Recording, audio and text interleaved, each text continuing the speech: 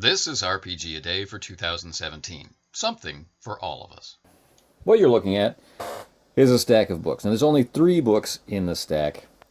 And today's question is asking us about games that we've owned the longest but have not yet played. The ones that, are still waiting, hoping to be chosen, asked to the dance and all that sort of thing, but have yet to have that opportunity.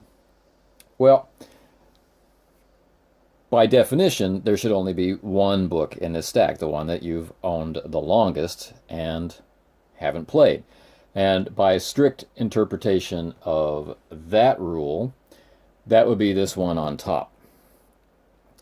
But I'd like to go a little bit further to make this video have a little bit more value and show 3 games instead of just one. So please bear with me. The one on top here, I bought, I read, I showed to my game group at the time. They thought it was a really neat idea, but there were other games they wanted to play instead, and we never got to this on the list before they all moved away and went back to their home countries. So I was kind of stuck. And, now I'm in a long-term Star Wars campaign and blah, blah, blah. So, sometimes things happen. You need the right mix of people, personalities, and whatnot to play certain games, and this is one of those games. So I have been waiting. It's still on the list, and I never quite forget about it, but I just need to find the right group.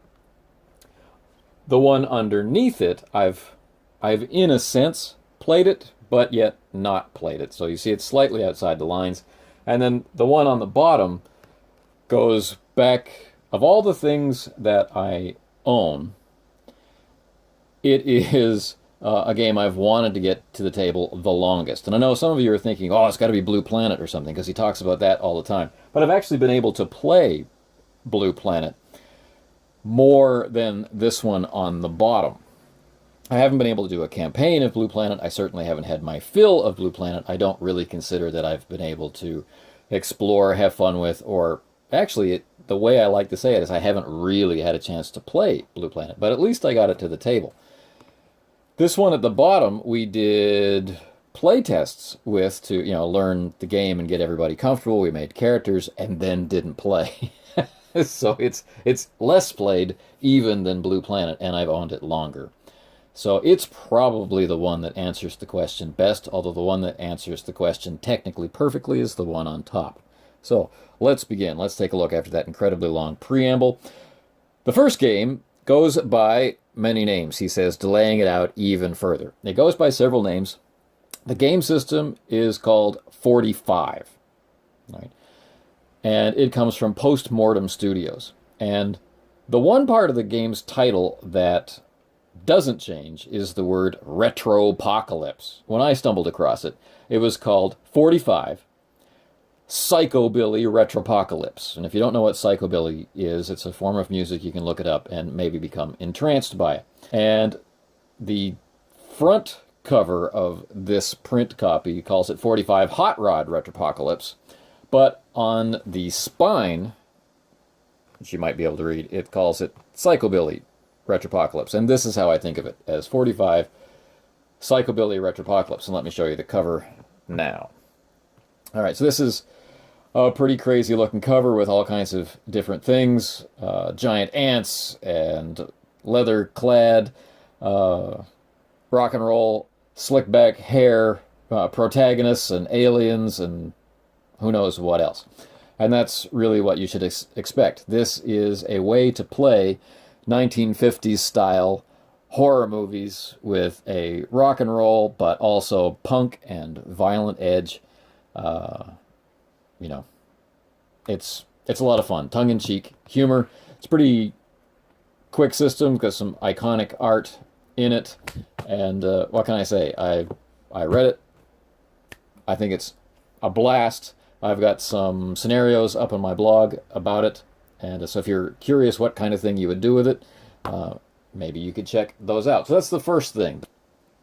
So do the math there. The next one, I've played the system for, but I haven't played, this is an alternate setting of it, and this is Quorum. All right. And Quorum is a supplement to play the Quorum stories for Stormbringer 5th edition. And it's pretty fantastic. It was a third-party published product. It's really quite lovely inside, and it pretty effectively captures the sense of those Moorcock stories. So when I get the chance, if I get a group that is interested in doing Stormbringer, I definitely want to be able to bring in this other aspect of the Eternal Champion as well. So that's Quorum. Difficult to read, I imagine, on the camera. Now the last one, the one that I've had the longest and played the least, is one of those games. You might notice I have a bunch of them on my shelf. It's one of those games which is tied to a tactical skirmish game or war game. This one is tied to Starfleet Battles, and it is the very original Prime Directive. This is one of 2 copies that I own. They had a $5 please get rid of our print copies sale a number of years ago, and so I got some for myself and our group, but we still didn't manage to play it here either. This is part of one of my long dreams to combine a Starfleet Battles campaign with a role-playing campaign.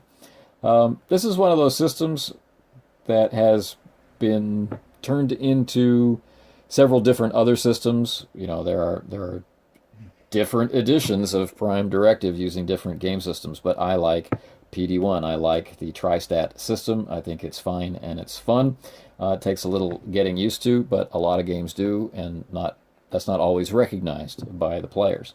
But anyway, Prime Directive, a Starfleet universe, not exactly Star Trek, but a Starfleet universe role-playing game where the primary focus is on playing the away teams who either have to deal with hostility or with diplomatic situations. And wow. I bought this, and it was 95 or 96. I can't remember now. But if I can find the... I should have checked that before. 1993. Yes, 1993. So it's even worse than I thought. So I hope you've enjoyed this look at the unplayed section of the shelf. And I'll see you tomorrow for question 18. RPG a Day keeps your breath minty fresh.